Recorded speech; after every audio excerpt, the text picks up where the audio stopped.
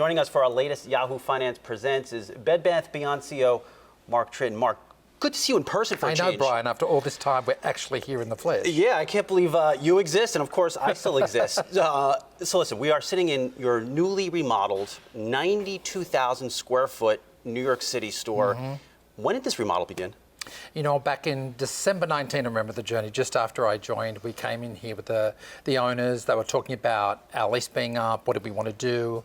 And, you know, we've been in this store, in this space for 30 years, servicing Chelsea, servicing New York, with both local residents and tri-states and tourists. So this is an important landmark destination and in a landmark building. So in our 50th year, we remodeled the store. We started talking about it in December.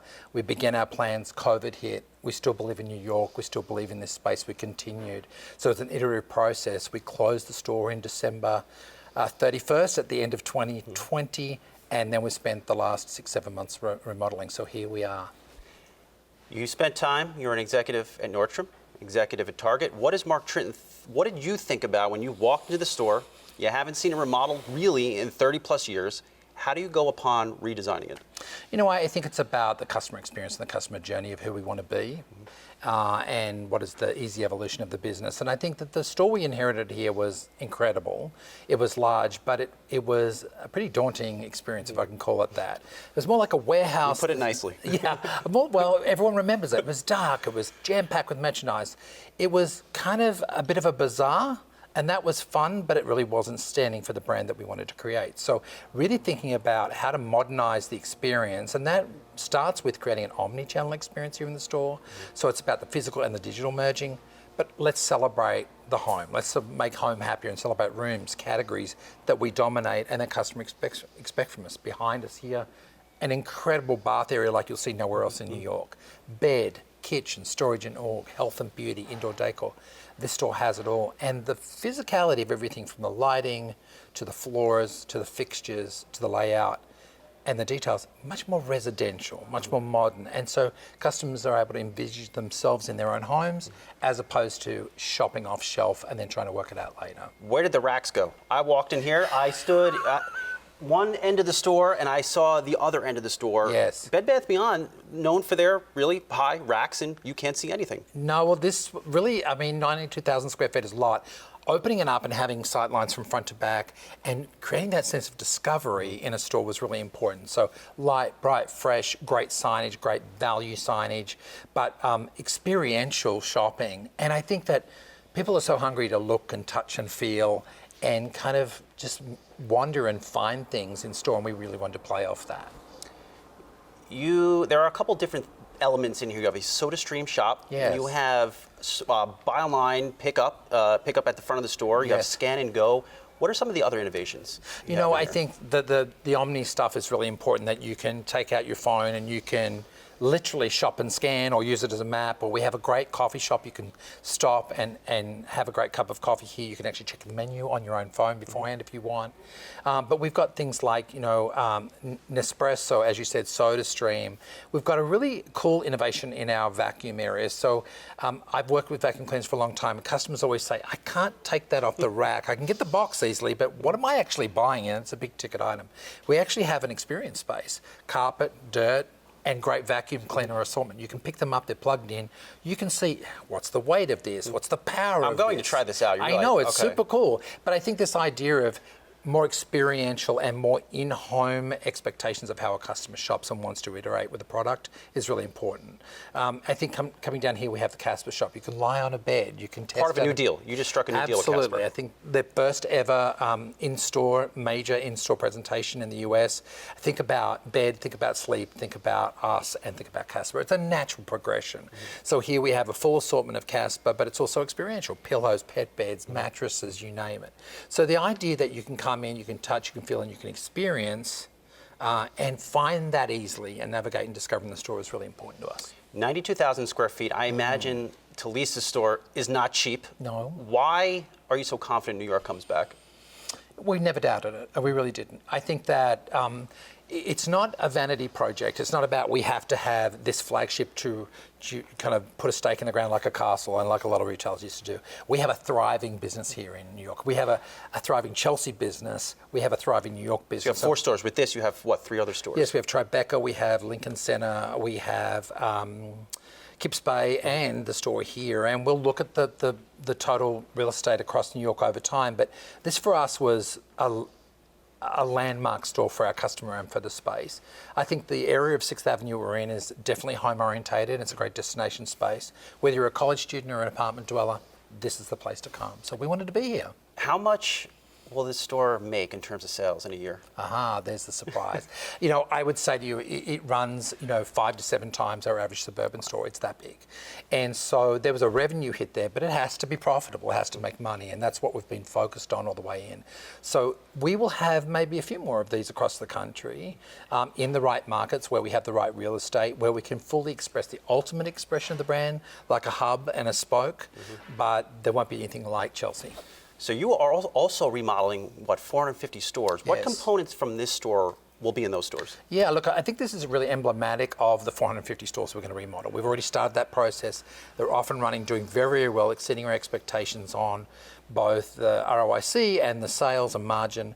But what you'll see is these open sight lines, this sort of more residential feel. The sight lines being brought down, actually a curation of the assortment, about 20 to 30% less product in the store than there was traditionally, and a celebration of great national brands and our own brands that differentiate and create exclusivity. So I think better lighting, better freshness, better ease, and this sense of discovery again at Bed Bath & Beyond. Can you get enough workers to work on this store? I mean, this is a 2-level store. Yes. There's a lot of different shops. How many people work in here, and how have you been able to find the talent? Yeah, about 350 people work here on rotation. We have been able to find staff here. I think we've pulled from all our best talent across the business, as well as we've recruited brand new talent. Look, people are still passionate about working in retail and working in a great environment, and this is a beautiful environment to work in. But where companies focus a lot on being people-powered and how do we invest in team members and their experiences as well as their benefits. And I think just creating a community for our associates that they can believe in and belong to has been really important. So yeah, we have the team.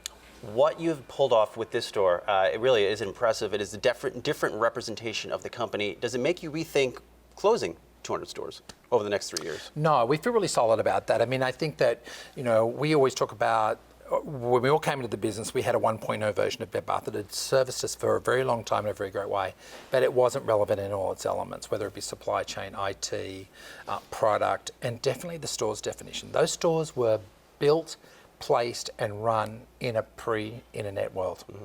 And so even prior to COVID, we saw an opportunity where we were either not making money in specific stores or we were crossing over in the DMAs that we operated, and a chance to cull that down and refocus for potential reinvestment in other markets is really essential. So we don't regret that at all. We continue to monitor the effectiveness of our stores. I think that the industry is still coming out of the COVID moment. We'll still iterate, we'll still look at that math, but we feel really positive about that initial decision. There's a lot going on at Bed Bath & Beyond. You're remodeling a 92,000 square foot store, 450 other stores, and you're also trying to find labor and fight off inflation. How do you prioritize what to do? Look, I have an unbelievable team, both on my leadership team and below, and we work really collaboratively together. We're doing a lot. I won't doubt it. We've really put a lot on the agenda. There's a lot of sweat going in there, but we sit down every week, every month, and we look at our priority listings and how do we say no to some things and stay focused on the prize. We built a 3-year plan that which we communicated in October 2020 that is going to see us through for our growth. We think we're going to be absolutely able to hit that plan, and that's through the prioritization we've created to deliver. There'll be incremental ideas and incremental drive. We'll look at that judiciously, but we stay very focused on, with agility, on that plan, delivering that plan, which included the remodels in this fantastic store. What inning are you in the turnaround? Oh, this is a good question. I think you told us maybe 3rd or 4th inning last time. You know what, I'm going to stop you there because I'm Australian. Okay. People start talking about innings. It's not my strong suit. Fair enough. But I'd say if it's a relay race, we're at the very start of the relay race. We've done the pre-training, we've grouped our team together, we've done the workouts, and we're about to hand off that first baton. So we still have a journey. We're in our 2nd quarter of a 3-year plan. We're on track, we're happy with where we're at, but I'm giving you another sports analogy. Fire away. But we're in the beginning. And so for us, we feel really great about our start at the foundation that we're laying for this house, and the good things lie ahead. How would you grade consumer spending right now? You know what? I think I would give it a solid B. I think the only reason why I say that is I think there's energy and excitement, but there's also a new world out there. People are starting to experience summer and being together. I mean, you're here for the first time. People are doing things for first. People are going out, and they're I think, traveling, shopping for experiences. There's been a strong pivot to that. I think that's a moment in time. We have a really interesting time coming up. Back to school, back to college. Back to college for us, big business. It's a time where people have to get real. And we have both a freshman and a sophomore year who are both starting off for the first time. It's really unique. I think we're starting to see the signs of people really doubling down and going, okay, I want to get my next phase of my life in order. But people will always be spending on their home, refreshing and building. But I think people are continuing to build confidence and build confidence in the right area. It's amazing, I'll say, what you've managed to do in a short period of time. I will let you be. I know you have to walk around the store, and I need a $5 towel. Towel. There's one right over there. I know, there is. I'm looking at it right now. Mark Tritton, good to see you. Thank you, Brian.